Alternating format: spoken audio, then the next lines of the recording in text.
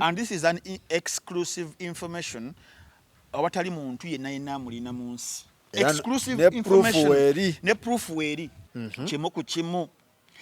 Ngambe kiki bye nazudde bibino ate nga ge mazima biriwa ekisookera ddala ekivvulo ekyavuddeko embeteza ekyavuddeko leenya ekyategekebwa Abitex Abe Musinguzi Abe yalaba potential mu Josted muyimbi mulungi yes alina catalog nnungi alina fan base nnungi Abe yalaba wali potential so natuukirirani Josted amugule concert eyawa eya Sheraton Abe nga wali omusajja omugezigezi aludde mu industry okuteeka ebivulu almost myaka 30 n'agamba tukoze tutya okuhypinga ekivulu kino otyo agamba Josted kye ngenda okukola bamaze okukkaanya ebyabwe kati bali ku the promotional strategy promotional strategy ebiseera ebisinga ebeera falling back ku promoter yes era abazina Uganda bakitegere nti bino ebivulu ne kiba kisaze tekisala muyimbi in terms of revenue kiza musala in terms of brand nti bichoba yagwamu but ebya sente byonna bifolinga under who promoter wabanga ddala bamuguze true kakati Abitex n'agamba nina kye nalose tikiriwa no waliwo omuwala gwenjagala okuleeta promoting ki omukazi omuwala okay mchakyali muto Nasozi namugamba yani nti Nasozi ko Josted n'abuuka namu mu bbanga ogamba ani ndi Nasozi prima Josted nagaba bannange musoke mu mpereza amazzi nyweko sikiriza oyagala kuleeta kikino njagala kuleeta Nasozi prima hypinge ki ekintu bino byembagamba mazima agateekweka oba yagala okumanya njagala ofuneyo shock okyaza Abitex ngenda mukyaza Abe Musinguzi njagala omukyazi agamenta ambiye baddalimba okay akati Abitex ngalaga kweta prima aberenga hyping ekivulu because prima recently yamane yeyubula okuva mu mukyala bambi yayitayogera mukyala yali abeereeyo ne tugenda tumwekanga ku social media akola live za TikTok aina following kati yavuka ki influencer what she's an influencer of sorts so baleta influencer nga balina ekibagatta waliwo drama ali awo kati abantu nga bagenda kufuna omanyine ebivulu so byakutega nga twakava mu kalulu kano ekivulu kibadde kisookera kibadde kya Josted kakati ng'olina okukola obukujjukujju bwonna kibeerenga kikola kitunda kati nga weetaagamuko ku mbeera ya drama omuntu gw'ogenda okuteeka waawo as a catalyst abantu batandika okubeera nga bagamba kigenda kuggwa kitya that is how Abitex brought in Prima waleeta Prima ndi ku proposal ali ne Josted bali ku hoteli amawe Kabuusu Josted n'amugamba naye ntiddemu nti kiki mukyala yali mukyala wange mumanyi Prima drama ayina mungi ayinza okutwokyesa lwaki tetumwesonyiwa that was meeting number 1 Josted mu meeting yasookera ddala ne minutes nazifunyeeko nga idea ya Prima gikoze ekyagiganga ng'agikuba like yafowasiyinga ekifaananyi kyemuli mu kulaba olwaleero ssaawa zino Josted yali yakifuna kubinza okubeerawo mu maaso awo n'asooka n'amugamba Abitex tugira tulindamu nawaita ennaku eddala zaalinga 3 ne bagenda mu meeting ey'okubiri Abitex ng'agamba ebyaddala noonyeza abantu abayinza okuba nga batuyambayambako n'embeera egenda mu maaso ebyaddala candidate omutuufu akava mu kalulu abaana baddayo ku ssomero webale candidate omutuufu ye Prima Josted ewuliriza byange tumuleeta apike ko Josted why sijja kusika muguwa munnange promoter ayogedde promoter kasobera nga munnange okiremeddeko nga naye wafu wasinzi nga yeye tugende mu maaso naye n'amugamba ebigambo bino Josted agamba Prima agamba Abitex amulaaliga amugamba bwe twatwala kuleeta maama so tutumuleetera bwereere beera ng'olina omutemwa beera ng'olina ssente z'ogenda okubeera ng'omuwa tomuleeta buleesi kubeera nga ajja kunnyamba buyambi why wabeerewoko ka incentive akaliwo lwaki akozesebwa bwereere amumanyi tamulinamu abaana amwinamu mbadde ezivaayo kati lwaki amutya byali baddaawo naye munnange ye yamanyi better Josted knows better oba olyagala ssente oba alina ebizibu oba biki tugende mu maaso akantu ne bakkiriziganye now ne baleeta mukyala Josted mukyala Prima ku table mukyala Prima nga musanyufu nnyo ye kati ali waani essaawa zino waliwo ekifaananyi kitwalaba nga alina Valentine Okay. Tumanyi oba AI oba waddala. Ewa Henry yavaayo. Owa Henry yavaayo dda bambi mukazi wattu. Sorry. Mukazi wattu yavaayo yavira Okay. Henry Mr. Now Ne bamuleeta ku namuleta ku mmeeza. Prima nga musanyufu talina buzibu. Nga ne idea agyagadde. Wabula Prima n'agamba what if mwami George ngayogera ng'omukyala omulungi tewali buzibu namugamba what if mwami George tukola swap deal. Swap deal. Kati Abitex nga swap deal takiwuliranga nako nagamba ogamba sweet Pepsi ogamba swipes Oba Pepsi. oba Pepsi. Naye bamugamba swap deal. Swap deal. Kale katuulire swap deal gy'oleeta ku mmeeza. Prima aina reality TV show gyakolako gye bayita Kampala Cream. Yes. N'agamba Josted nti njagala ofeaturinge mu episodes ezimu eza Kampala Cream. Ng'ani agamba? Prima. Agamba Josted. Kubanga Kampala Cream eno it is a reality TV show. Ekyagenda maaso. Ekyagenda maaso ina mu season ya kusatu. Okay. Abajukira season zile zaasooka omwali Zahara Toto yakyaliwo. Omwali Umra Mulungi naye ndowooza akyaliyo. Prima yennyini nyina Baby Gloria. Baby Gloria yajja n'agenda ng'agamba biri fake. Then Mami Debe akyaliyo. Mami Debe akoma ku season eno ey'okusatu. It is a reality TV show showing out mu Uganda ne mu ggwanga ne mu mawanga amalala. Right. Era abajjukira obulungi nti ngenda lwaki kino njagala kibeere important. Reality TV shows zonna zicreating nga kibayita a story arc. Arc ya ARC. Stories ezo ng'ezimu ziri staged. Okitegeera okubeera nga zifitting oba zibeera guided better for TV viewership. Yes. Ng'abajjukire kyali ku The Real Housewives wagirabako reality TV show eyo. Real Housewives. The Real Housewives. Waliwo keeping up with the Kardashians. Manyi Tia and Tiny. Tia and Tiny. Kati oli amanyi Love and Hip Hop. Love and Hip Hop. Kali keeping up with the Kardashians yali ku E27. Paka nejja 22 negenda ku Hulu. Kale eri ku Disney. Kuli yabo obukadde nkaaga last year. Okitegeera omwali ani Kris Jenner omujjukira bulungi nnyo. Kris Jenner yazaala mu Robert Kardashian. Abaana Kourtney yali mukulu waabwe. Teresa Kardashian yali Jenner. Ono Prima. Webale nnyo. Yali Jenner. Kardashian family mweno reality. The Kardashian family omwali Kourtney mukulu waabwe omwali Kim Kardashian yennyini yali mukyala wa Kanye West. Omwali ne Khloe. Omwali ne bano ba Jenner, Kylie Jenner ne Kendall Jenner. Khloe si antikaduka. Kali antikaduka naye yajja mbano mu keeping up with the Kardashians. Eno twagikulirako abasinga. Yes. Khloe. Ono najja mu Kardashian. From the Kardashian family, Robert Kardashians, then ono Bruce Jenner yefuula omukazi Caitlyn Jenner, yazala bano ba Jenner, Kendall ne Kylie. Nakati yeyo keeping up with the Kardashians. Gye bagala efaanange Kampala Cream. Kati webigatta. Ono Prima nga agamba Josted bali ku mmeeza. Bali ku mmeeza. Okay, nga mugamba. Tukole swap. Nti ojje onkuriye ombeereremu. Tukoleyo akantu. Mu reality muli. George yali yagaana dda. George ne yayita bimanyi na bimanya. Kati bano aba Kampala Cream babagamba. Your story matters. Okitegeera nti the more the drama, the more the suspension, gundi views zibeera mpitirivu nnyo. Nawe kyali kweri ey'abazali abagijjukira. Eya Shakibu ne Zali. Era Shakibu ne yamutwalayo kabeere ng'akola ki? Famous Africa. Younger famous and African, something like that. Kakati ne wano Kampala Cream. Kubana abaliyo bonna era bajjukira nti mulimuko ku plots eya Mami Debe ne Bawe. Ogiraba. Zahara Toto alina musajja.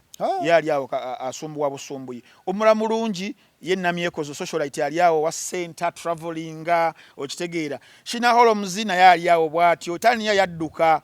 Kati etani yakivamu. Kati nga abalimu abasinga ojeko Mami Debe bade balina kyeyombezi. Kati nga singa tufunamuko ku plot twist eya Prima ne George. Olugero lwawe biki ratings ziba ziri nnya ku Kampala Cream. Kati Prima jane ki idea agamba George jango mberere mtu gena kufuna kiralu. So yeyo swap nze mpushinga ekivulu ojotulemu nawo ojotulemu ko wano. Era munanga bajjukira obulungi Kampala Cream babadenga bajja ne ba shooting. George yatulamu ne bakola episodes eziwerako ne shoots eziwerako. Mwalaba ku press conference, mwalaba ku kivulu neze mutaala bazamugenda okulaba obulabi mu season. Nenga sibyalaavu. Siravu. But twist yabwe ebeera enyuma break up because ebitia drama abeera oba script writers ba John Segawa atali kuno. Ba script writers abali okuba producers bawandika ebiba bidya mu situation yeyo. George naye kiba kimwongerako visibility. George ye teyakitwalira mu mbeera eyo kiba kimwongerako but yakiraba nti naba asupportingira mama w'abaana naye ambeererewo wano tuyiseewo buli omu afune win-win. George n'akikkiriza ebeere ki win-win but also mu win-win jjukira eno amaze okulaalika Abitex nti omukyala olina okumuwangayo akantu akasente tagendera awo wabeera azze kwata amafuta muwe otamuwa emaaso ekinajja tojja kubeera ng'okitegeera era munaye ne ku press conference eyo nagambiddwa mbu yakola ki yasasulwa namuwayo zaamuwa webagende wannamyawo namuwayo $200 waliwo yamuwa akakadde $5 babadde nga bajja bamuwa sente even George yennyini abadde nga akwata muwandyanga nabeera nga amuwayoko ku ssente kwata ya 2 kwata ya 5 nga mama waki George alina obukakafu buno definitely singa Prima akuba emmeeza definitely basi webuli sente ayida kuzeegana zibadde zijjanga zikola ki zimuwempola kakati ekintu nekibeera nga kitambula ekyatambula bulungi era Prima nkwebaza Prima sheyo yagiteekamu amaanyi yateekawo amaanyi sheyo n'agipika n'ajja n'aseka n'akola ki kyekeza ne interview zino biki ogenda mu mawulire akole interview about the show biki byonna byali part of wali wonna kati show nebeera successful era ebyaddala ku bantu abatunulira ensonga all credits most of the credits go to who to Prima oba okitegeera kakati show neggwa show weggwa bali balina kwekwata wekwasi mu ngalo nti bye bye deal done goodbye I going kati obuzibu obwasse she selling out Prima alaba omudidi kakati show selling out fe nga tulowooza abali ene ebbali goodbye I going bana abatulaba n'abatuliza tuli wano ku Lishi Resort Hotel wano Lishi Resort Hotel Kisasi Kisasi Chanja Road bas wetuli birthday party graduation baby shower kusula Valentine what byonna kumulamu accommodation weri staycation bagikola bas kiyungu baina wakabala bakayina pola mpola embeera nebeera ng'etambula bulungi wetuli kakati mwana atuno nkunyumiza shegwa sho eggwa Jose afuna omudidi Jose de yoro omudidi bali bagumuwadde ali ku yoro omudidi just said andi byasho bimanyi basoka ne bakuwa deposit webeera successful ne muddamu era naye nebwebala promoter naye n'agenda n'etterekeri kitegeeza business ekoze eki ewedde wobeerayo omuntu yenna mukyala Nasozi mwannyinazi gw'abayinza okubeera nga ayagala afuneko ku ssente alina kubeera promoter so kirina okubeera muganda promoter gwalina obanja ye promoter munaye executive producer yabimala yabiggala kuba mu ntandiko ngambe yadiringanga nani oli yamuleeta on board era Abitex yamwocyangayo era yamuleeta Abitex yamuleeta si George oba kitegedde kati wekikwatayo ne bitwabuka kakati nkunyumiza mwattu kakati yoro omudidi ujjukira stade yayodde omudidi sode wayoro omudidi aduka ne hindu paka munnika ziyakozemu nnika kirowoozebwa kiwanuuzibwa kuba yaleeta sobola kugenda mu kisiibo ng'omwana tamuwooye okitegedde ate azifunye webale nnyo n'adduka n'akola emikolo gye bulungi nnyo privately era beekwesa awantu kuba bategedde butegeezi nti bayinza obbalumbayo ng'omukolo gwa Judith Babiri ogujjukira gwaliko ne SFC kane guno gwa Josted kwabaddeko ab'obusaale nga bagamba wolabira omukyalo omweru nga Hindu ate yakikoze atya Hindu yafunye abambowa ekitegeeza Prima byamuguddeko bugwi Prima naye byamuguddeko nga nsajja sente yazitutte mu nnika okitegeera kijja soboka kakati nno munnange obuzibu bwavudde nti maybe she was surprised and shocked shocked about what omukolo kati ngenda kutwalayo awo kati ebirowoozebwa abanja mmeka kati bino ebyokubanja abiteekawo obuteesi kubanga nkubulidde ddiiro nga we yakolaki ddiiro nga we yali nga sinagenda wali Josted ye nawuliddeko oluvuuvuumo ntiki n'asinya n'okusiinya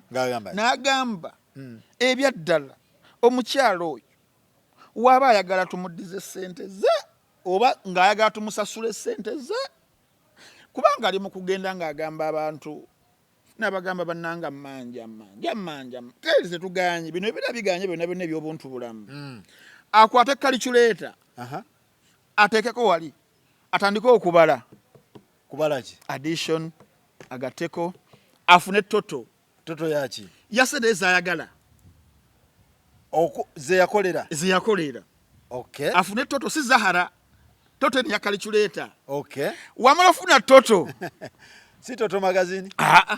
Si toto energies si toto Zahara toto kati wamala funa toto atugambe nti nno manja millions katugeze millions 2 tugeza abanja kigozi millioni 2 kigozi kale wabanga nga ne gwabanja amuvuddeko sijo kigozi si kigozi ate maginedda George Hassan ne magi kigozi ja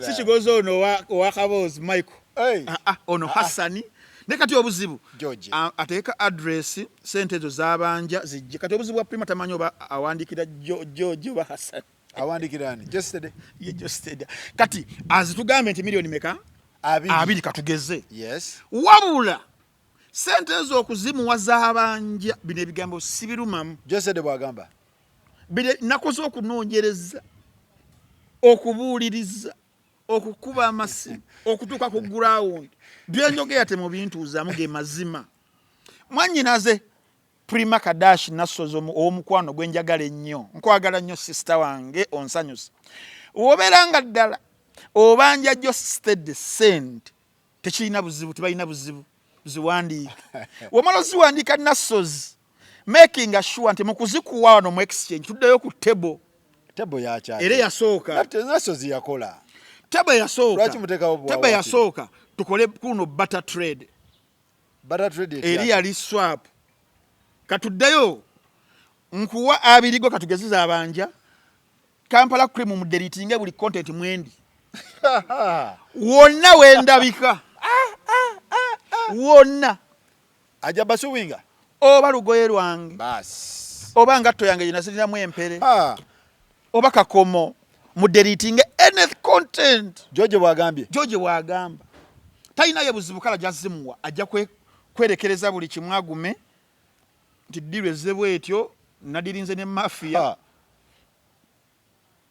content wa Kampala cream ge bali codinga ina awo bigeze biranze that is the bachita batya condition George agamba buli walabikira mu Kampala cream mu deleting ne muri cycle bin mugendeyo ono mudize sente ne recycle bin yakitaddeko wobata kikola buli mwagende atambule buli mwaleke munne condition nga ya amani full condition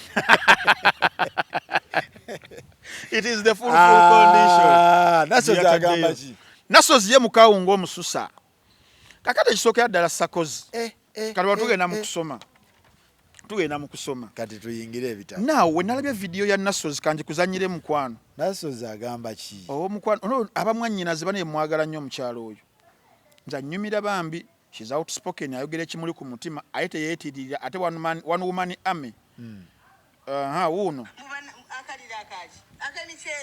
emichere neki omuchere gukyaliwo nebyo ebiteteeyi byammwe ebitanyimye akaliro kaliwo at least if you wanted to hurt me muno mpulira akaliro mwandikoze omukolo ng'ogwaleema olwema there's rema ng'abaana abato emikolo gye bakola egirimu amagezi naye tosagamba muno you're going to hurt Prima and you're doing basic stuff no osegedde you have to wandigezi ebiteteeyi bandikoze bya dinner vase omukono okuta million 10 osegedde mubo buwetawetawe mwe mugamba banange buli muyetaga ompeta buli omu teyetaga mpeta empeta empeta has to come with things backing it up.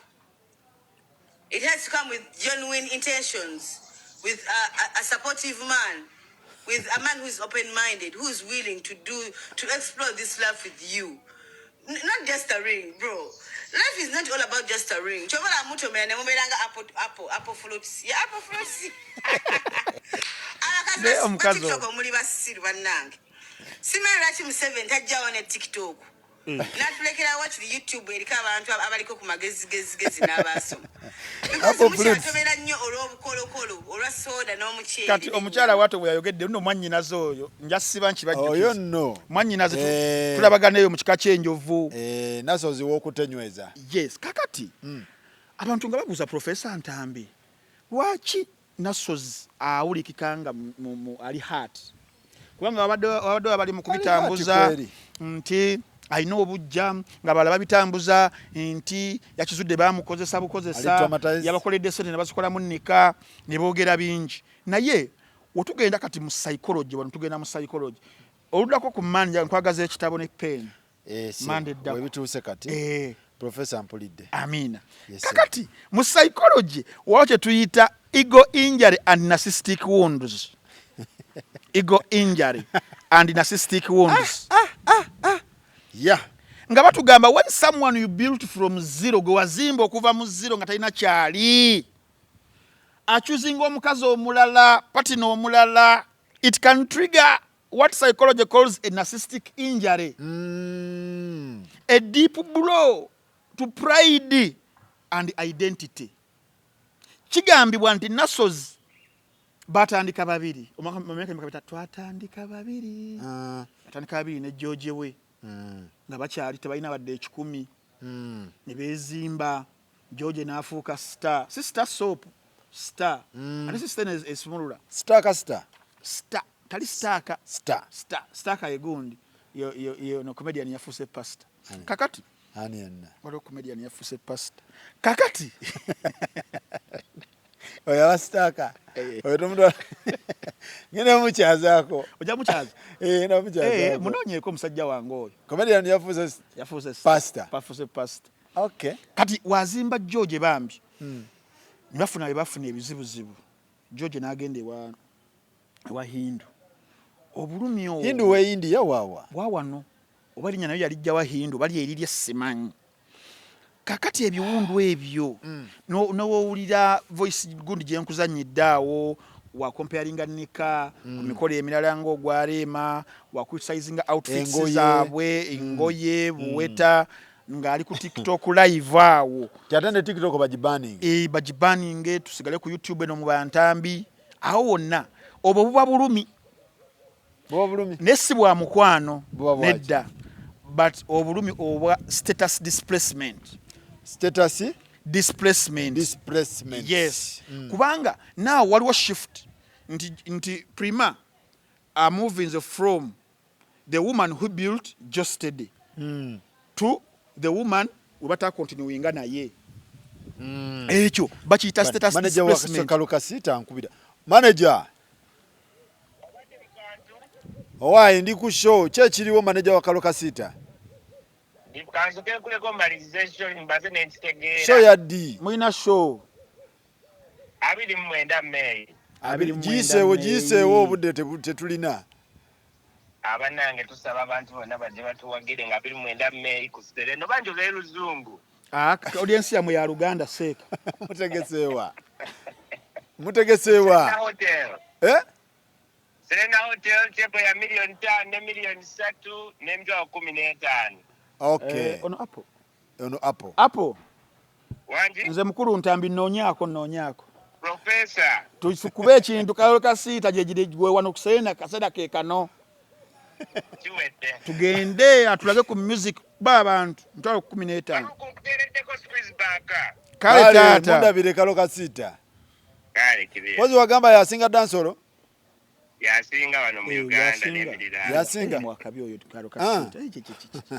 Kale Apple kyakabi mundabire omuyimbi. Oyaba ne manager wa Kalokasita tumuyisizaawo ndowooza. Amina. Oyo agende. Kakati mu nsonga zino ekyokubiri waliwo kye tuyita replacement trauma. Obuzibu tewaze na pain. Replacement trauma. Nkubulya mwannyinaze byayitamu kwanza ndi mwannyina manyi kyayitamu. Otegeera ekika kya trauma ekimusumbuwa. It is called replacement trauma yetya. Nti singa omuntu bamureplacinga nti kati wano waliwo Hindu. Bamukubako ekibaati. Stayinze mu that nothing phase. Paka omusajja ate waafunyeemu. So creating what we call a painful narrative.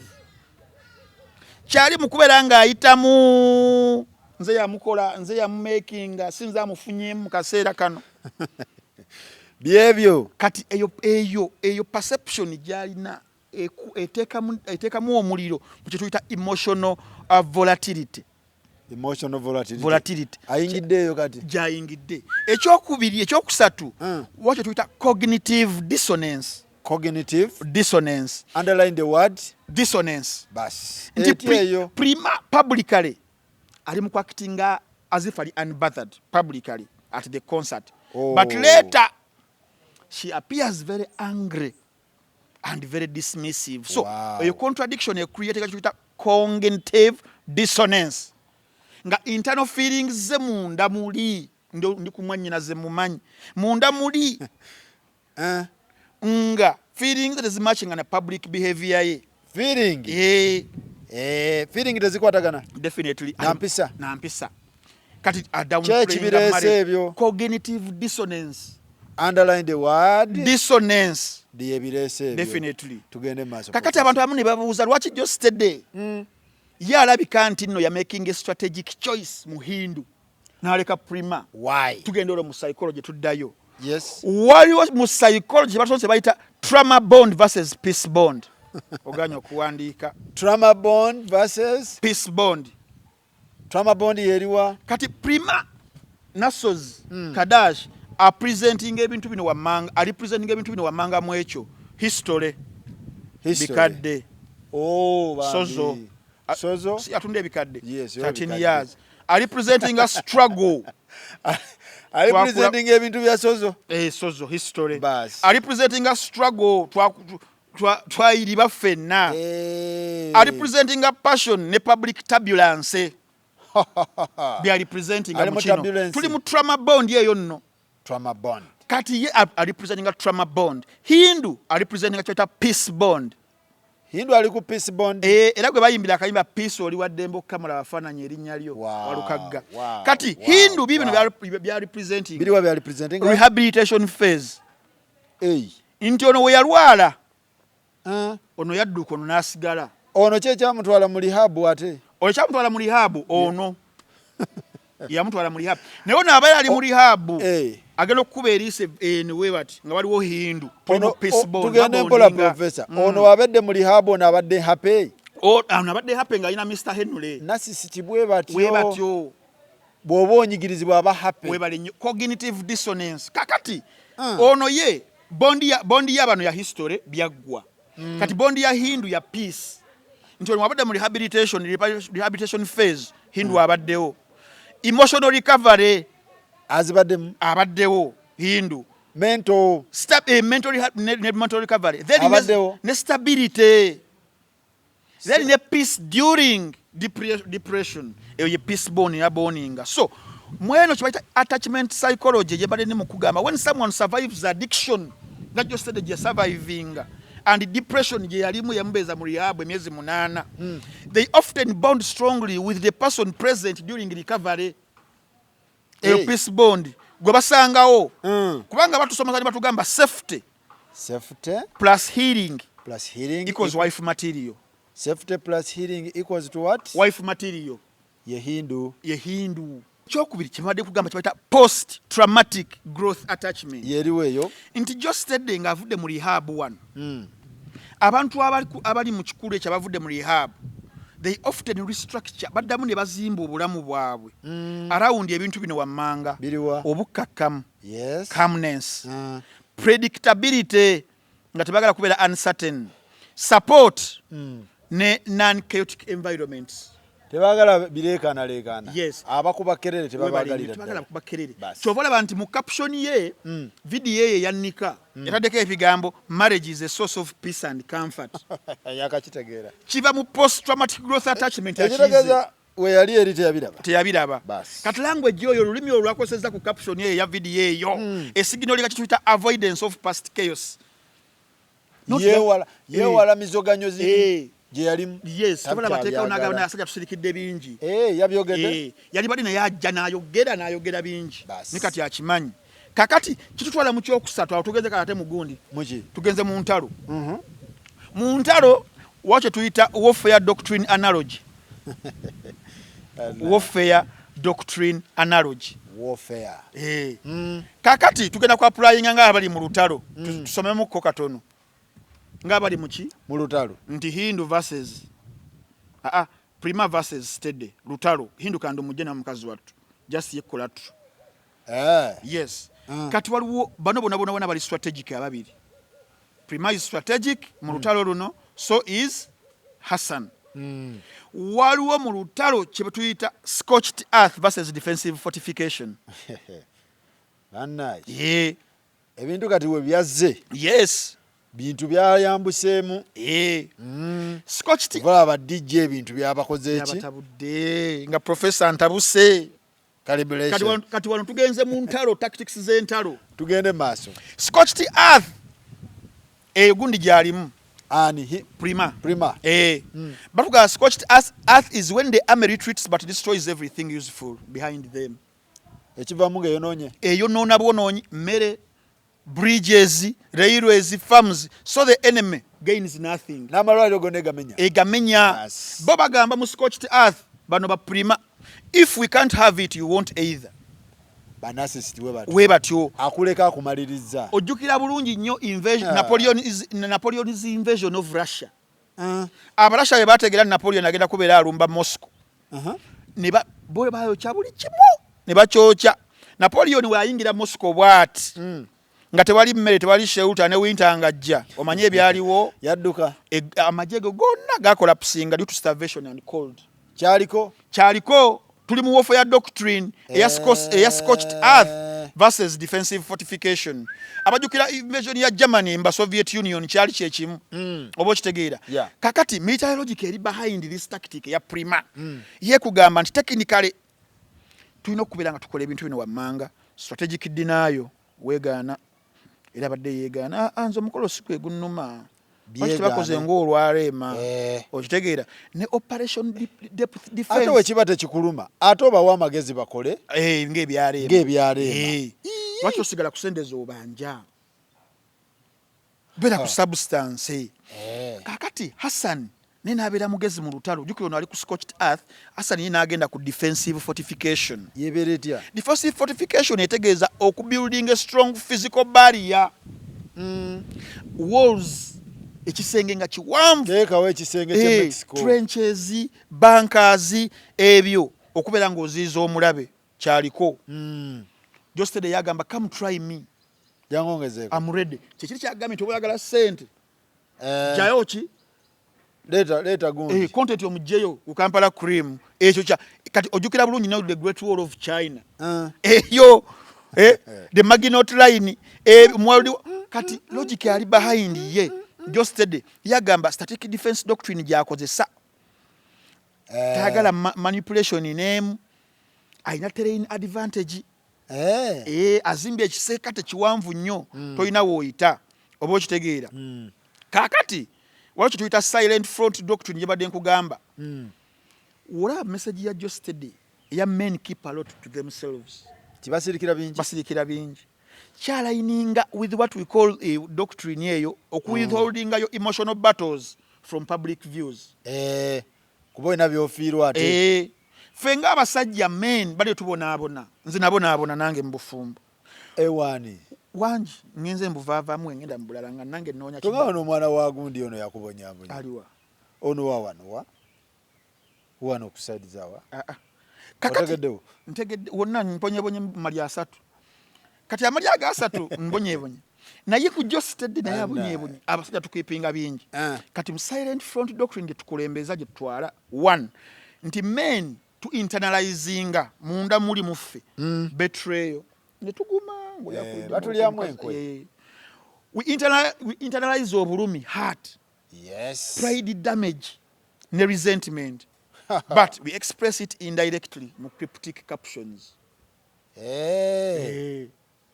Okay. Chovola bane baseba tawo bayimanga enyiba nga bazikwese nga ba mukazi babasudde nga bayise mu bingi mulenya oba okitegeera sigonsimira fala nawe webale nnyo.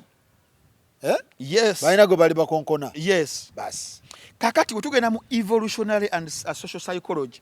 Nti abakyala bo bayinza okubeera bali inclined ku prima bagamba kikazi kyattu bali kuye kyamuzaiya n'abaana babiri n'abasajja baki tebasiima Simanyi baddugavu. Simanyi biki yamukozeseza kati abagenze kuwasa abaana baddugavu baki abana bazungu simanyi now baby father baby daddy nga just mu bulamu bwa prima wafuna omukazi omulala n'amuwasa bannange kiruma kitriggeringa kituyita fear okutya of resource shift and fear of emotional displacement and also legacy insecurity ne status comparison era batandika I said when you had nothing wait olina kyoyina mbwa gwe ntambi nenkuyamba nera bago kati bwe wasiza Milky Bay I should be the wife Milky Bay nkuwa example oluno bamfuma akyaliyo oba yafa nejali bambi mukazi Milky Bay jali bagamba ali kachiri eyo ali kachiri ali kayunga alima bagamba oba no musirigwe nanasi simanyi bambi mukazi wattu yagamba atya na kinze mbonyebonye n'abantu abo simayo go wayimbira akayimba kaliwa bagamba okubeera ntambi kibira kya butonde soyo si oyo kati waliwo ekya kibatonde kibayita relational power reversal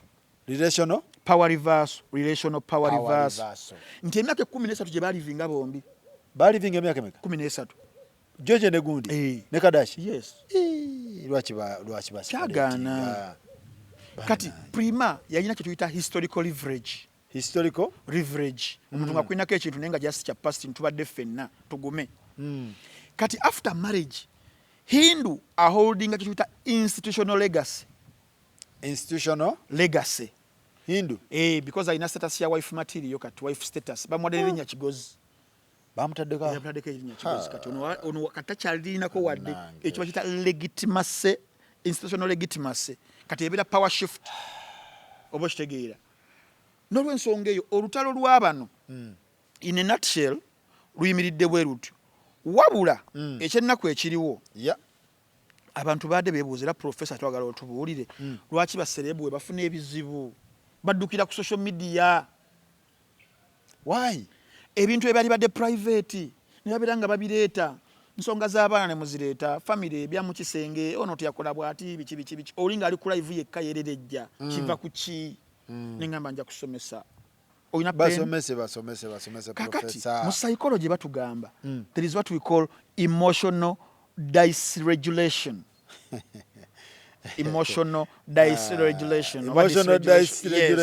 reacting instead of processing nti abantu abamu bastrugglinga mbi n'omulaba ku live n'ayogera kino n'ayogera kiri neyererejja kino mu bantu batamanyi just ndi alaba bali live 1.7k 2k bayingidde 3k 5k neyererejja byonna ebiseera ebyo omuntu aba ayagala regulating the intense emotions okubeera nga azifulumya obusungu nabugambyeko anga betrayal nga awulira bamuliddemu olwo ke bamukozesezza sente basitwala eri kunnika jealousy kituufu bamuliddemu olwo jealousy luli yagamba singa munvuma nange nja kuvuma akakazi ako kaliwa jealousy then ne rejection akaita kakazi nja kabavumira josede otagambe ku bantu bo kyobulamu bange wafuuka bikadde chapter ya love ali na kimalawo n'omugongo wampa oyogera kimanyi nti nno byagwawo enkola yeeyo kwenyumya yeraga nti amagezi go matono kakati awo omanya emotional dysregularity Hindu yakakubya kakati emotions ezo zispikinga instead of omuntu okukakkana n'akaminga down ebintu abihandolingayo privately abaganya okubeera nga bihandolinga kakati bagoyinga live aganya okubeera private agoyinze live akolezeza either TikTok or Facebook n'agikoleza n'aventinga publicly nga abantu webali na oversharinga buli kimu kupate nga bamuyita ku Sheraton mukazi watu najja n'abawa n'ekirabo kunnika ne muganda bintu bya ddala eri ddiiru kakati omuntu bambi tolansobola kunenya mwannyinaze nga aventinga public alaawo kubanga aba releasinga ebera release mechanism okitegeera kati social media efuuka therapist way akakubeerako abantu because aba yeetaga validation ne attention reinforcement. Yeah. Oba okitegeera social media ebiseera ebyo instant comments mama sogwa singa Primajjo bakuwa gifts akuwadde empologoma akuwadde ekikoofiira. You are right, gwe mutuufu tukusupportinga. Ekyo kicreatinga kyuyita dopamine hit. Dopamine hit. Yes. Underline the word dopamine. Bas. Yes. Professor. That chemical you're releasing mu brain you n'owulira ng'oli okay. Okitegeera. Yeah. Kakati n'obeera ng'ofuna validation from strangers, emotional backup from followers, public confirmation that gwe victim. N'ofuna amakonsole oba? Amakonsole nti ama gwe victim bali babi gwe mutuufu. Oba okitegeera. Naye tebaamukozesa ndabanga gwe baakozesaamu wano. Ate kati mune deal ndikubulidde gye yava. Babakozesezza bati. Nti in the first place temuli mu love. Tebyali mu love. Just nti oli baby mama. Element ya love eriridda waawo. Beta. Oli ayina Hindu, ono ayina obulamu bw'engeri gya butambuzaamu. Omukisa guzze guno gwa concert. Abitex akulese ku table nawe olese deal yo tukole swap. Ayite mu child support. Ate child support abatulugunye. Bamuganyeko ko mumuwa. Wabula munyivu mu stede. Akati. Anyivu ku ki. Mukogera nange. Ku child support. Kuya abaana ayite mulalo bana ayita mugwe mwannyina. Wazi sebo ndi mwannyina. Gambe ayite mugwe. Sente bazimpe nzitwale. Abana bali wani. Abana kati sawa zino bali eri watata. Okay. Kati prima. Sente ka child support kajja kwa. Webale nnyo. Kati prima ali mu kibayita public image control. Public image control. Nti mu strategy ya public image control buli side ebere agala ebe controlling a narrative yebere so controlling a narrative ebere protecting reputation yayo bas ebere eteka defense yayo ngobudde bukyali ne image management kyovola baye yesokeddewo social media image management image management nendo za ndisose muhanga management anga management yo yagana anga management yagana kati munange by and large obufumbo bwa Jostede bobubwe yamazo streamlining akana kattu yakawadde buli kimu empeta n'agikawa ne batukuza obufumbo bwabwe simana ko kabizigo akali nacho kano kali nacho kikyakagaddeko omukyatalina anto ulya n'oluyimba ayina oluyimba pakati copyright ejattukwata kino ekikazi ndaba kisava kikazi kikina empisa abejo balungi kikozi why mpisa gukanya mpisa osobola okuuma obufumbo bwo nga we byali era we biri naye wadde kale mwannyinaze naye Jennifer mwannyinaze topapa kwagala musajja oyo namugamba wamugamba animukubera nantabulira twali yonka maama nandabulira twali yonka maama naye teyampuliriza kati kuno yasabadde bwa Girisi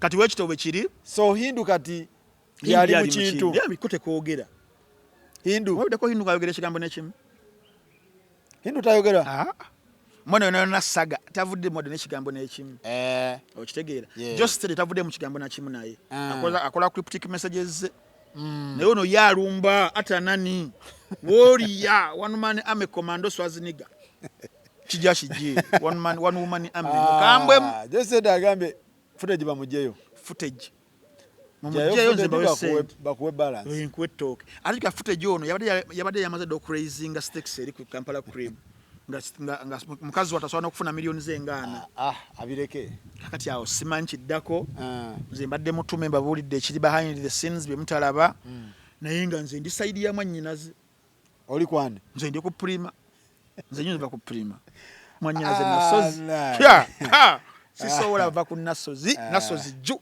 prima ju wansumulula n'omukwano gwe nali kwese n'ogukweku oluno Hindu ayimba ndi yamusumulula Stede Hassan bebyo tinabiko wanange nakulaga omukwano ogujudde wampita fala Stede yali yalulimbi olwo tyo mwana w'abandi n'omulumya bwotyo Hassan nakabanga tomufanako Hassan inde yogambe maziga oli kusaidia mwonyi nze nyimba buyimbi kati buli lumu nze ndi DJ kijja kyenyimba oli DJ oli ku prima nze ndi DJ kati nze neyimbira byange nze eri ndi ku prima mu lutalo nze sola ba ku nasozi Sirire jula. Sirire jula kani. Ani akakuba. Oyo Hindu yatukuba. Hindu alaka akubira magezi. Akuba. Bichi bye yalaba ku mwana ono. Okulekawo omwana kye kinnuma. Omuntu gobadde naye emyaka 13 mwana w'abandi namukola bw'atyo. Anti katuleke enkejjo okutubulira ebiri mu mazzi. Aye tuwanuuze enkima. Kati stade gye emyaka ye gye yamala naye. Ababuuza mubaweemu. Yabuuza Mr. Henry mukuweemu. Henry nagamba mpaamu. Wayita emyezi oba 9 oba 10 oba mwaka. Nagamba owaye kwata ekitereke. Ne Pulima jamusindikira abasajja tebabeeyalira. Ne babeebika. Era Hindu naye alyekamanye. Ekyo kyayingidde? Kyoyingidde kiringa kiyungu ogenze kufumba. Oli takifumbamu emyezi? Myaka 13. Owenjovu? N'abenjovu bagamba tebafumba. Tufumbira ddala mukwano. Ki ekyabagoba? Biba abasajja beefuula. Owo Hasani weefuula. Bibaawo ebyo. Jamila Analia. Ani akakuba ako? Batukubidde akayimba akalala awo. Kaliwa? Ky'omukyala teetaaga fuga bbi. Muleka ne teyaleka primary kubana. By the way. Bangamba n'olusani yabaluggalawo. Gwe manyi omwana bizibu nabadde mpiseeyo nga njagala kufuna ku mukazi watayise mbizibu bingi oyo mwannyinaze prima. Kati Henry aluyingiriramu wa? Henry yali awo yagala banaye nawo nange byanjo kyawo. Naye enjovu erabika tefumba mwana. Enjovu tenyigirwa mu nnoga. Tutunyigira mu nnoga. Era nasozi mukwano wamma beera n'ekibuli kyo beera gumiti. Era amaye atutekamyo. Yaloza atutekamyo akakukusa. Ayo njovu. Enjovu tebagisibanga kamyo. Tebagisibira mu kaveera. Era Jostede. Jostede yali amaye atutekamyo. Yaloza atutekamyo kumbe enjovu mu kaveera. Okay. So n'olw'ensonga eyo wama prima. Kasa twafunye omusajja omulala naffe. Mwafunye. Mwalese omuko. Twale ku Valentine. Era bano kyekyabalumi ne bakola nika mangu. Lwaki tebagikola? Nika? Nika tebanga yali sebizibu. Prima mukazi watto yala. Josedi namulamu mubuuza ku byebizigo. Yaddamu atya? Twamubuuza ntumugaga kati lwakera lumu n'ozukka buzuukusi omuntu akyusa. Mbo nenzola by the way nze oba ndi musiru simanyi nze sina buzibu omuntu kwefaako obulungi kwefaako kikyoyisaawo nti omukyala waba akedde ku makya nalaba nga ayagala kufaanana ngeri gy'ayagala okufaanana eri ddemberi ng'omusajja w'obeera awo nawe n'ohitinga gym n'okola omubiri n'obako bye weekolako tolina buzibu singa Zavi akera ku makya ng'afuuse ekisibo kyange okyonoonye. Ekisibo kyange okyonoonye. Kale katugereze ku Milky Bay. Tolina buzibu na Milky Bay ng'afuuse omuzungu? Wiiki yonna efudde. Katuteekeyo omulala. Tolina buzibu ng'oba ani awo omulala. Okay. So oyeyerusa tomenako buzibu? Beauty. Bw'aba ayagala twala kintu?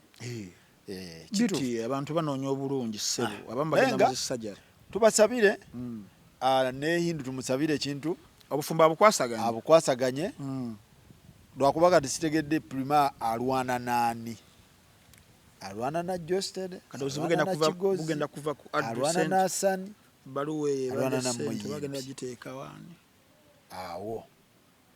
Okay. Alwana na Josted. So it will end in tears? Simanyi. The end justifies. Mwanyoko yagamba ki? Mwanyinaze tebimukwata. Tears over. Ffe tulina omusajja waffe omupya. Mwafunye? Bas. Move on. Tugende wagonde wa Babu. Cedric Babu.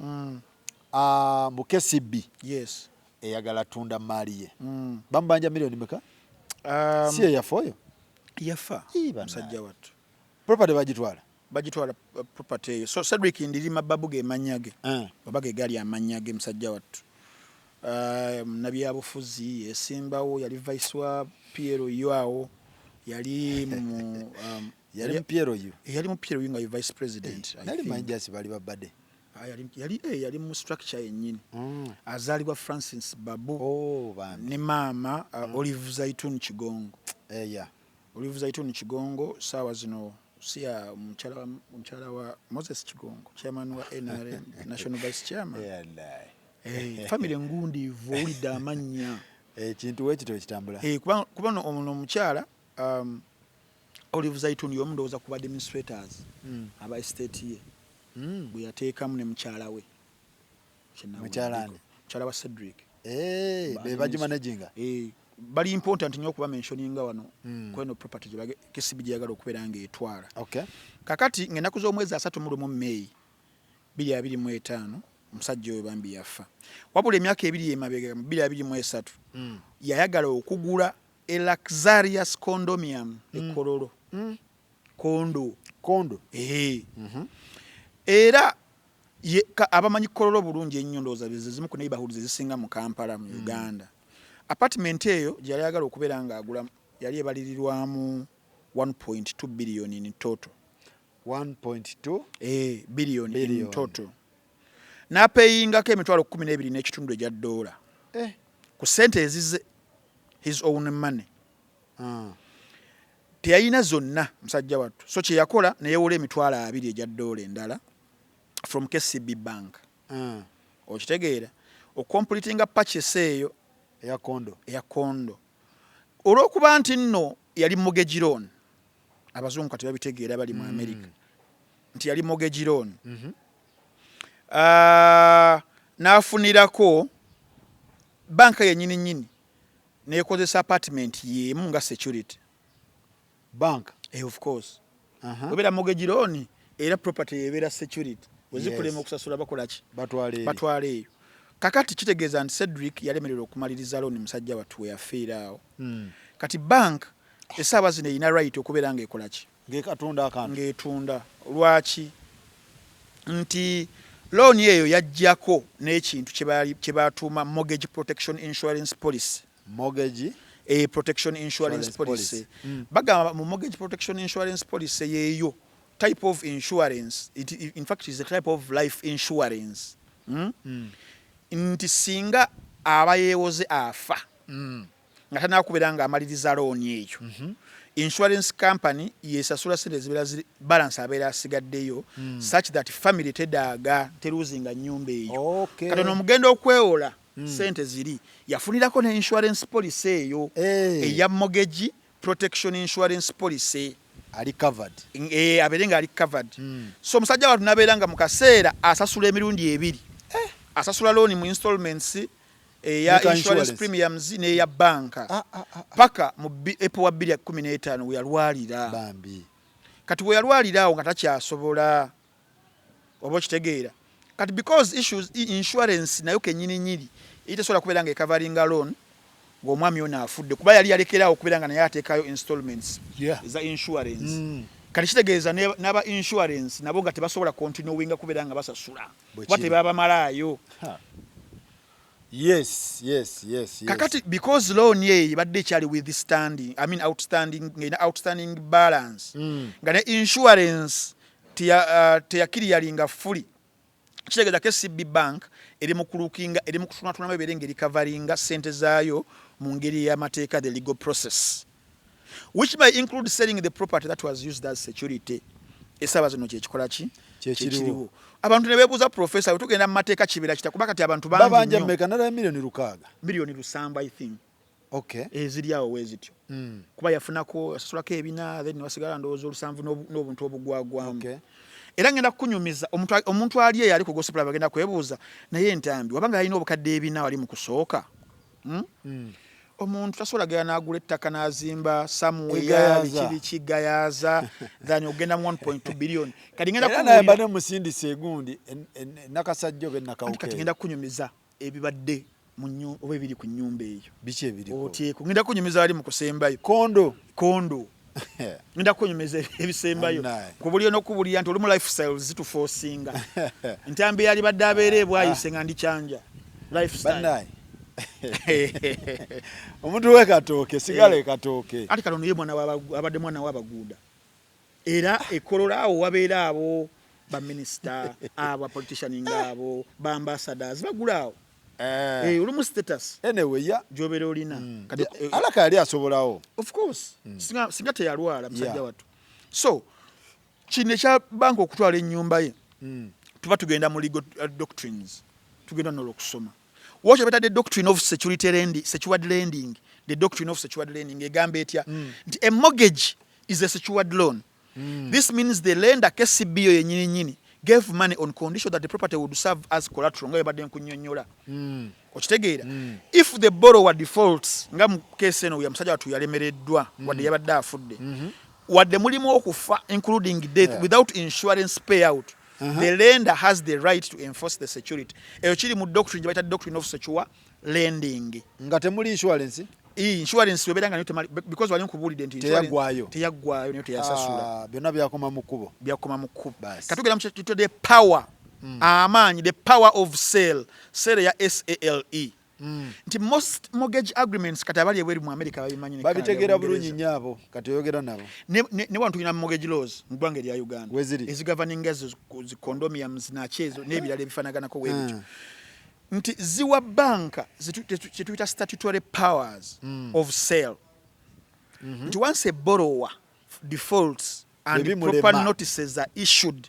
ne bamusavinga bulungi nnyo the bank can sell the mortgaged property without going to court provided they follow due process banka esobola okitunda nga terina gwe yeebuzizzaako webali nnyo era nga bagoberedde ki amateeka n'obukwakkulizo definitely kakati tulina kye tuyita insurance conditionality nti mortgage protection gye nagamba insurance singa ebadde oba was not valid nga si ntuufu at the time of death due to non-renewal tebaagi renewinga waliwo lapses ezaali awo the insurer is not legally bound to pay bagambe batya if the mortgage protection insurance was not valid at the time of death kubanga yastopinga mu April yali valid nata renewinga nebeera invalid okitegeera inti due to non-renewal or lapse renewing the insurer oyo gyagenda okufuna insurance policy juka walina gambye nti kiba kimukakatako okubeera nga asasula family ereme kudaaga cruising property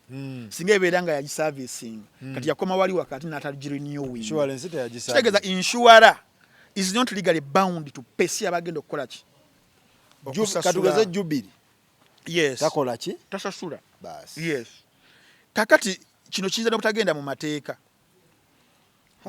because buli kimu kyali kiriki insurance tekavalinga wa atejja covering kuba wa stopping tewamalayo nalabye abapeero bali mu kwegattagatta awo sente basasule baberenga bali covering property y'omusajja hopefully bagiri covering bayambe family wenagenze ku kizimbe ekiri mu mbeera bwezityo kubanga ekizimbe kino kirina 4 to 6 story modern apartment blocks kirinako 4 to 6 story modern apartment block yali aguze kazimbe konna kali kazimbe si wa unity anti kati nnaku zino bikyuka musobola okubeera nga mwenye ettaka nga ddene bweriti nebateramu unity nga gwe unity yo kusobola okubeerako stories nga 3 ova eno mu ddiiro n'oyambuka ekisenge kiyinza oba nga kyekiri wakati nga amadaala okitegeera kati mulimu n'ebirala oli n'azimba apartment yonna nga kondo ye flow kati ng'eno eri wano ekyanja wano ng'oyambuka ogimanya kati obeeri mu ssente nga mmeka simanyi kati ng'econtain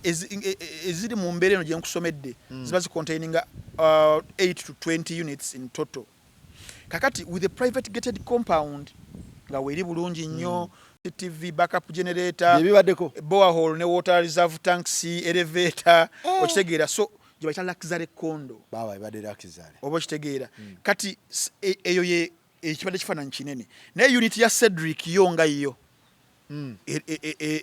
eteberezebwa nti badde egula 1.2 billion babadde bagamba nti eri between 180 to 300 square meters 180 to 300 square meters okay era nga babadde bagamba nti eyinza okubeera nga ina 3 bedrooms ne 4 bedroom oba bisatu ku bina ebisenge weewatu nga gye bateeberezaawo weewatu nga ina 3 spacious bedrooms ennene ze bayita zi all en suite ezigenda mu zi double bed definitely master bedroom yennyini nga ina walk-in closet ina balcony ne large bathroom with modern fittings living space yo kayo kaje tuyite eddiiro nga ina large open plan living and dining area floor to ceiling windows ne balcony overlooking Kololo ng'otunuulira buli busozi obuli mu Kampala wano. Kitchen ekiyungu modern fitted kitchen granite or marble countertops nga ze ziriko imported cabinets possibly even a pantry and a laundry room. Wow. Kati ate nga mulimu ne extra luxury features endala eziba zisusuza cost okubeera ng'egenda mu 1.2 billion. Swimming pool, small gym, landscaped gardens, intercom access control, smart entry systems n'ebifaanaganako weebityo.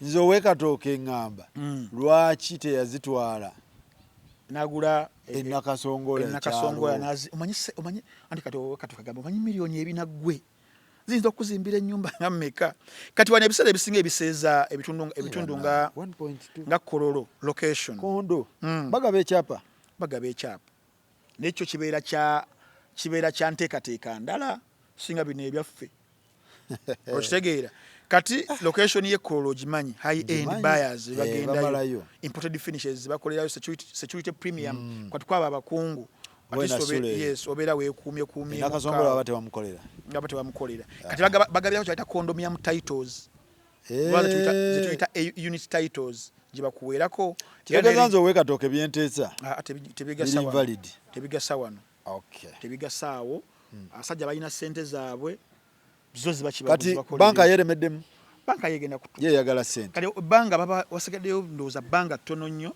weba tebesonzesonzeemu siyo yafanga bagamba yali ayagala ssente z'obuyambi era bali batandise n'okuzigiraagira ng'anoonya buyambi anti kati ate ntogyewolerako ssente empya waddeyo n'abadde babuuza omuntu wabanga alina property ya 1.2 biliyoni lwaki teyeewolerako ssente ne zimuyamba oba lwaki teyagitunda olwedde yali ebanjibwa kati either ng'ofunye omuntu akulooninga ye nasikira ebbanja naye Piero oyo kano akasonga katono ku Piero oyo kisinzira priorities basobola okukasootinga 1.2 billion tusaba bambi family nalaba emiliyoni oba 65 oba 7 ziri awo weewatyo ezo sente ntono Piero yeesobola sudiru bagamba sudiru yakyaliwe bangi abadde bakyalire naye mune kasita omuntu afa akabeeyi kakyukamu akabeeyi kakyuka naye nga birthday ya kuku yaddi yanca lwakubiri 24th aweze meka aweze emyaka egy'obuto 24 happy birthday emyaka 24 weddu muto akyali muto kuku wazabanga esebo so awo wetuli nenga tulina kubeera nga tweyongera njagala kwajjukiza kuba naffe aba muno wachi kutimbagano gafuga www.munowatch.com tulina VJ Junior the Voyeurs yakafulumiza Hellfire yakafulumiza Night Agent VJ Junior ne The Spy abanyumira filimu za detective ono The Spy Sacha Baron Cohen yakuzanya the dictator Aladdin akomeyo mukano kano kali ku true events Spy kyasinze mu nsi yali mu Israel yamusindika Syria akette VJ Junior yakakoze kalungi nnyo ne message ekali muganda wange VJ uliyo nkutumiddeko nnyo nabadde nyogerako naye ekiro ky'olunaku olwajjo VJ uliyo alina ka filimu kagenda okutukolera mu maaso awo yakayisaani VJ uliyo musajja wange musajja oyo anjogerera bulungi filimu bannange bakayita crime 101 aka Chris Hemsworth ne Mark Ruffalo abalabaza Avengers yakonyanga the Incredible Hulk Chris Hemsworth Avengers crime 101 kajja mu VJ uliyo but also ne ba VJs ba Uganda bonna exclusively bali ku mutimbagano okwo gwali eyo oli mu America oli Canada oli Ludawa tebagoza kapa mu kutia ne bakugamba mate bali link ya Telegram buli VJ ali ku Munowatch kokka kwate emitwalo 3 gya Uganda o subscribing naffe kola films za nyogere ma VJs ba Uganda kwe tuli ku masimu step number 1 ofune simu yogende ofune application ogiteekemu olukolere registration osasulire n'oko step number 2 mwabalina TVs smart TVs kujja credentials zino zokoseza wano ositeeke kuli obedengo n'abato balaba golabira ku simu abato balabira ku TV omukozi ali ku laptop wagule mu kisenge tuvite mu kisiyo nga tubere tetuubadde nnyo ku Munowatch eyo yokayoka ya application ekuli filmu zenjogerere buli lunaku kenjala tekuluma otwaliriza obudde no walaba serie no walaba junior no walaba jingo no walaba Emmy ogenda kulaba ngo oyise mu kisibo mpola munange swa abagwali eyo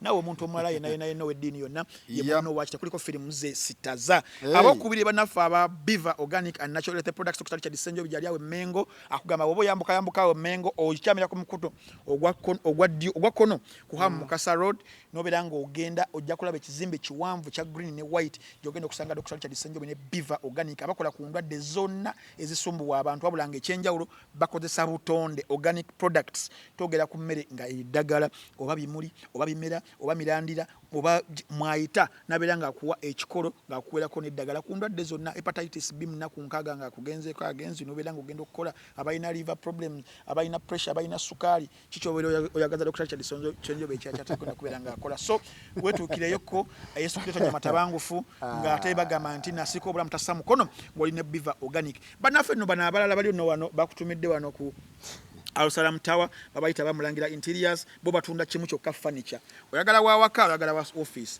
bamulina sofa sets dining tables center tables bisige bya ku bisenge carpets na buli kimu kyonna ekikolagana ku furniture omulungi ali imported mu nseze njawulo ngosolo kubeera naye myaka na nabana ne basikirako ne bagansikira ndabe ntebe ya jjajja ng'entebe ekyasobola okutulikako babayita abamulangira interiors gyobera ogenda ekyanjawo nga tunakubeera nga otuuka ku mafuta agatoto ojja kubeera obasangawo tulina bannafu abalaba Apple Studios. Apple Studios bagamba ku kintu kya artificial intelligence. Apple furniture Apple Studio. Apple Studio. Apple Studio. Oba Apple Watch. Apple Studio. Bo basomesa kimu nkola yaki ya artificial intelligence. Kyali wangu wa Apple. Oyo. Agamba ki Swaba. Jali Swahaba akugamba nti gwewe nawe ayagala okubeera ngo introducing. Swaba oyo mugambe yandetera perfume ddame. Alina ku original wali. I know later perfume eri original. Okirabi. Akitegedde muyiseewo kyali. Yes, omusajja afo oyo. Yali amayitegedde.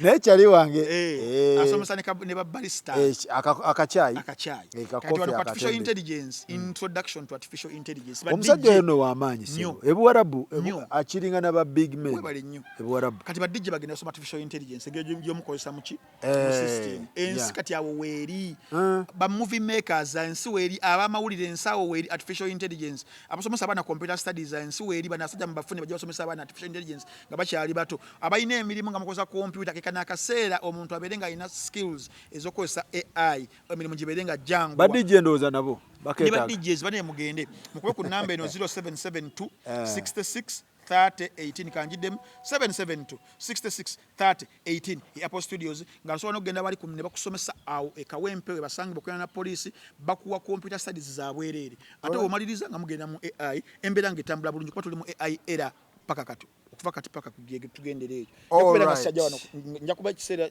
nga sajja wano nga mbeera waka n'ekifaananyi kitaga nti ndi wano AI awo tuli mugenze mu Apple Studio. All right. So bannange wettu tubadde tetugenda kusukkawo abakyali baffe mwenna tubatumidde bagayi bangawo e West London tubatumiddeko nnyo ku Salabedi James Kyakabi nnyo Patrick Mundabire Rashida Mundabire baganda bangawo bonna bakato bonna bandabire amuding kiri kitya muganda wange wongenda wali Salabedi East London namwe batumiddeko nnyo abe Forest Gate awo kiri kitya ekintu bangambye Richmond agenda ta Afrigo band agenda beerawo mu kisaawe okitegeera mu sama so mubeereyo nnyo ekintu tugenda kubanga tubabulira byonna Richmond Kyakabi nnyo naye tusaba bannange abantu nga omuntu yakutwala e Bulaaya nawulidde Kyaga yagenze London Kyaga ali London ali Bungereza oba London ne ali Bungereza ayinza okubeera nga ali Nottingham nekimanya ali London Kyaga yagayo Kyaga oyo kyali wange mwana mutacyagambiddwa Kyaga kyali wange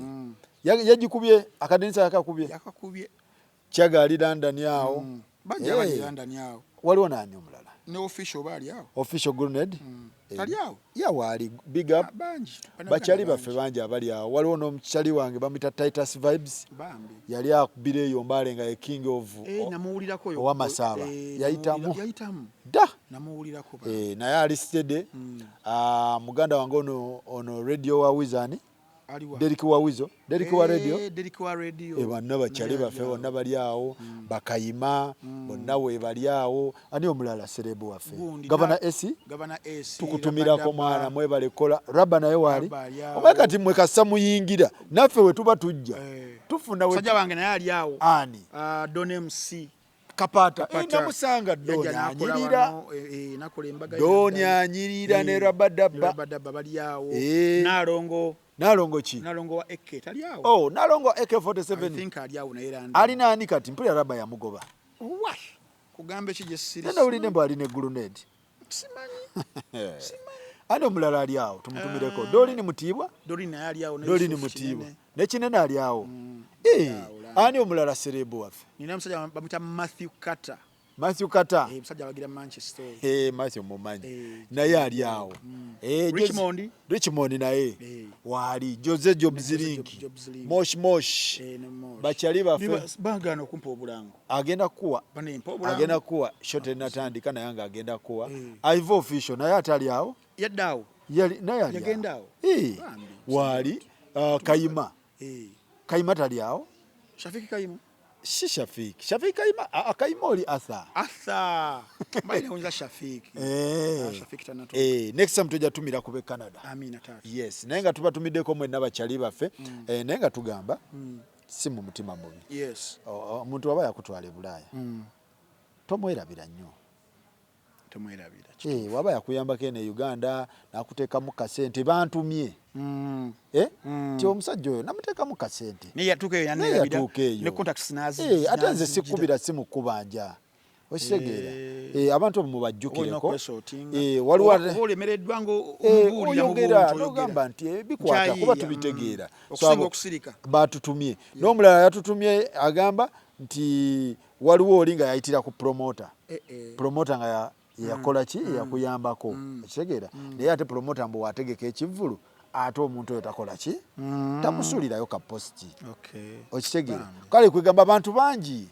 Kitegeera abalina concerns. Abalina concerns tusaba nti woba agenda promoter ba yakuyambako oba Frank Antambi. Yakuyambako naye nga alina ekivvulu e Kampala. Omusuulirayo kaki? Ka post. N'omugamba abanaye mugende muwagire kyali wange. Kikyamu ekyo? Si kikyamu. Getting a closure with those people. Getting a closure n'abantu. Mubayambeko kuba oyinza okubeerawo nga byofunye butuufu obifunye ku lwa Ntambi. Kituufu. Kikyamu ekyo? Si kikyamu. Si wabi. Basi.